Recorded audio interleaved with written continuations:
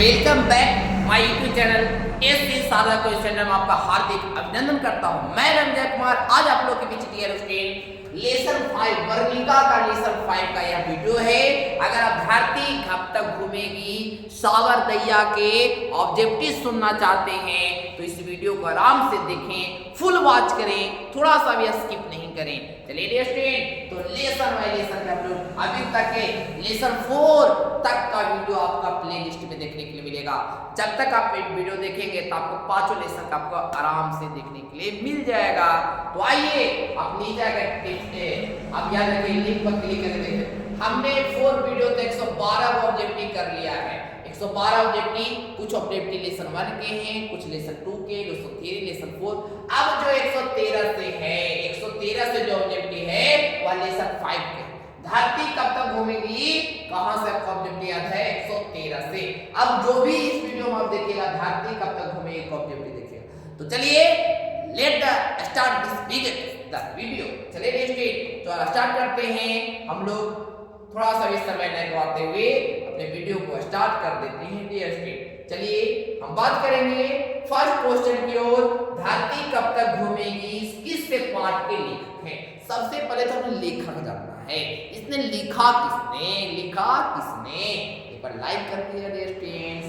चलिए कितने स्टूडेंट को पता था सावरदैया, कितने स्टूडेंट को मालूम है सावरदैया। चलिए जितने भी स्टूडेंट कमेंट किए हैं तो ये बहुत अच्छे हैं, उनको लगन है, पढ़ाई के प्रति जुनून है। चलिए स्टूडेंट अगला क्वेश्चन है धरती कब तक घूमेगी, यह किस भाषा से अनुदित है। तो राजस्थानी भाषा से। याद रखिएगा धरती कब तक घूमेगी किस भाषा से अनुदित है, राजस्थानी भाषा से अनुदित। सावरदैया किस भाषा के सफल कहानीकार हैं, राजस्थानी भाषा। सावरदैया किस भाषा के सफल कहानीकार हैं, याद रखिएगा राजस्थानी भाषा के सफल कहानीकार हैं, यानी रचना करते थे राजस्थानी, क्योंकि राजस्थान में जन्म हुआ था इनको। धरती कब तक घूमेगी कहानी के अनुवादक कौन थे, तो सावरदैया। सावरदैया एक ऐसे कवि लेखक हैं जो राजस्थानी भाषा को हिंदी भाषा में खुद लिखा। दही वाली पगामा में देखिए नमस्ते वेंकटेश से ज्ञान में लिखा। अगर आप बात करते हैं धरती कब तक घूमेगी तो उसको अनुवादक किया, याद रखिएगा राजेंद्र प्रसाद मिश्रा ने। उसी तरह से सब लेसन के कोई ना कोई अनुवादक किए। उसी तरह से राजस्थानी भाषा में धरती कब तक घूम लिखा गया, इसको हिंदी में रूपांतरित किसने किया तो वह याद रखिएगा सावरदैया ने किया। सावरदैया हिंदी में भी लिखे और राजस्थानी भाषा में, दोनों भाषा में लिखते हैं। चलिए देखिए, चलिए बात करते हैं हम लोग धरती कब तक घूमेगी कहानी के अनुवादक कौन है, तो सावरदैया जी। कौन है देखिए, सावरदैया है। देखिए धरती कब तक घूमेगी इस पाठ के प्रमुख पात्र हैं।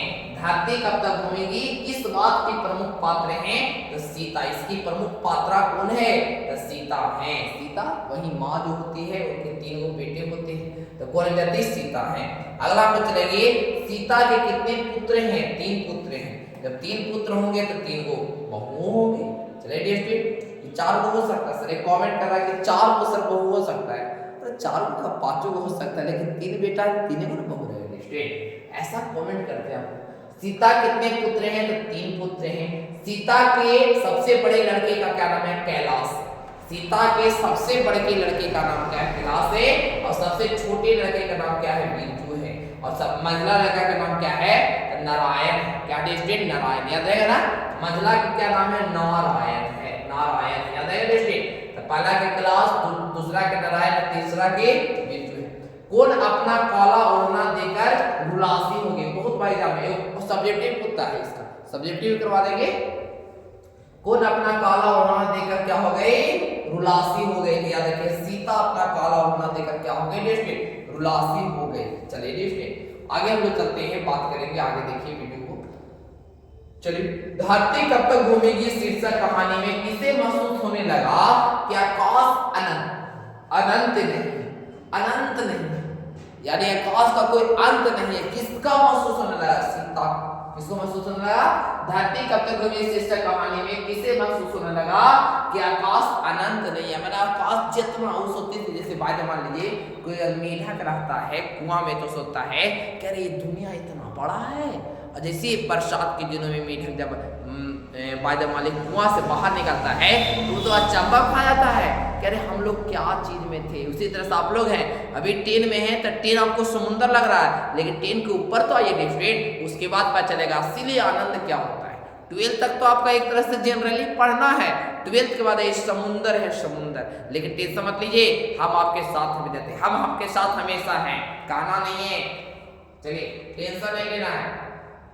सीता के बेटों ने सीता को कितने रुपए महामारी खर्च करने के लिए नहीं चाहिए। सीता के बेटे ने सीता को कितने रुपए महामारी खर्च के लिए दिए, तो ओनली फॉर 50 रुपए। ओनली फॉर कितना रुपया दिया स्टेट, ओनली फॉर 50 रुपए दिया, याद रहेगा स्टेट कितना रुपया दिए, 50 रुपए। कहता है कि फिर सीता को लगा कि वापसी बिल्कुल फीकी है, नहीं कहता है वापसी बिल्कुल फीकी है, याद रखिएगा नारा सिंह वाले दिन, यानी नारा सिंह वाले दिन को लगा कि वापसी बिल्कुल फीकी है, बिल्कुल फीकी है। देखिए आगे देखते हैं, आगे क्वेश्चन क्या कहता है, सीता उदासी क्यों हो गई, अपना काला ओढ़ना देखकर, अपना काला, क्योंकि कोई पूछता नहीं था। अब बताइए कि हमें इतना स्टूडेंट को ऑफलाइन स्टूडेंट में पढ़ा रहे हैं, अब कहीं हमारे वैल्यू नहीं दे, हमारे बात न माने तो पढ़ाने का क्या मतलब है, क्या मतलब है, कुछ मतलब नहीं है, पहले बात तो माने। तो ये कहता है सीता उदासी क्यों हो गई, अपना काला ओढ़ना देखकर सीता क्या हो गई, उदासी हो गई। आगे चलते हैं, आगे देखिएगा, 3 बेटे 2 वक्त की रोटी और 1 माँ किस कहानी की पंक्ति है, या देखिए धरती कब तक, क्योंकि सीता के 3 बेटे, इसमें रोटी की लड़ाई होता है, कोई खाना नहीं देता सीता के, या किस कहानी की पंक्ति है, तो धरती कब तक घूमेगी, क्या कहानी की क्या है।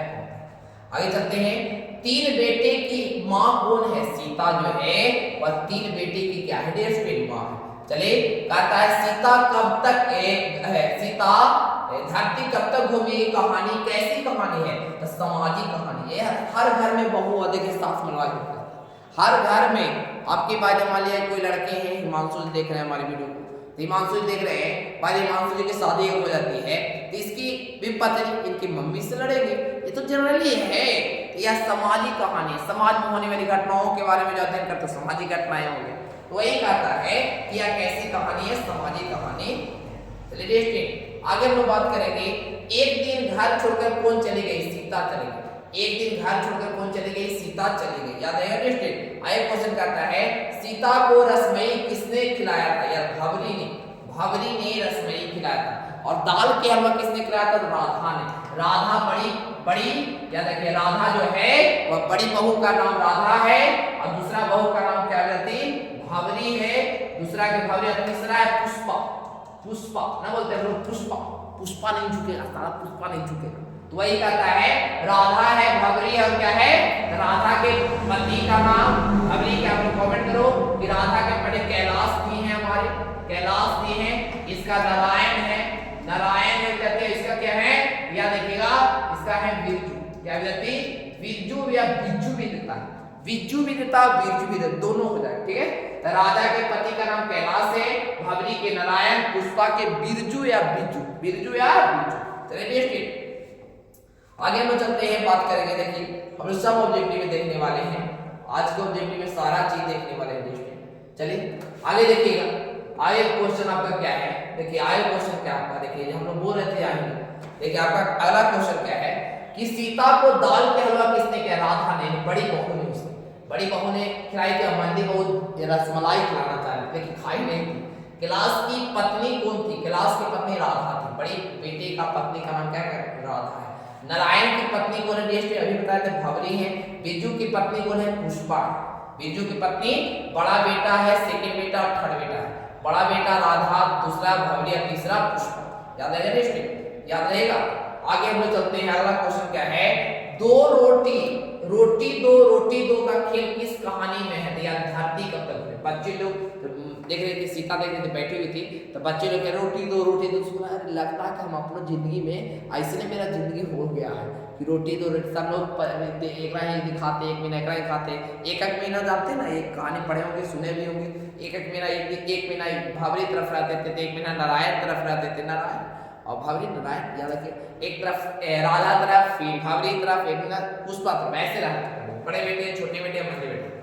माँ कब से खाना अलग बना लेती, याद रखिए, आज दोपहर से माँ को अलग कर दिया गया। ये रुवाई आता है ये कहानी में, बहुत दर्दमय कहानी है, यह बात अच्छी नहीं लगती है कि माँ महीने भर इधर उधर क्या रहे, लगती रहे। यह किसने कहा था? कैलाश ने। बड़े लड़का सोचता है, ये बड़े लड़का सोचता है कि माँ को लगता है कि दिन भर इधर उधर लुटकती रहती है, एक महीने ओढ़ने खाती है, जिन लगता है बेटा लोग सब कोई ठीक होता है। ये जो बहुए लोग आती ना है फरमाइशी करना, वहाँ है तो ये करेगी, यहाँ के दातुल तो बरस लाओ ती लाओ, लाइटें साफ करेगा हो तो ये करेगी, सरफ से नहीं करके तुम हापिक लाओ ती लाओ। उन लोग के मत फरमाइशी करके उन लोग के मेकअप हमेशा जिंदगी में लगा रहेगा, छूटेगा रहेगा, लोग आदत में नहीं छूटेगा। अतः कौन अपने ही घर में घुटन महसूस करते हैं? सीता। सीता अपने ही घर में क्या महसूस करती है? घुटन महसूस करती है। अगला क्वेश्चन है किस कहानी में रोटी का सवाल है? धरती कब तक घूमे कहानी में रोटी का सवाल। अब कहता है ध्यान दे स्टूडेंट, अगला क्वेश्चन क्या है? अगला क्वेश्चन लास्ट क्वेश्चन है कि कहता है भर आई आंसू पोंछकर इसने आकाश की ओर देखा। सीता भर आई आंसू जो है, भर आई थी आंसू को पोंछा और किसने आसमान तरफ देखा? सीता ने देखा। तो विद्यार्थी आपको याद रखिएगा वर्णिका कहानी के objective, Varnika part 2 all objective question in हो गया। ऑल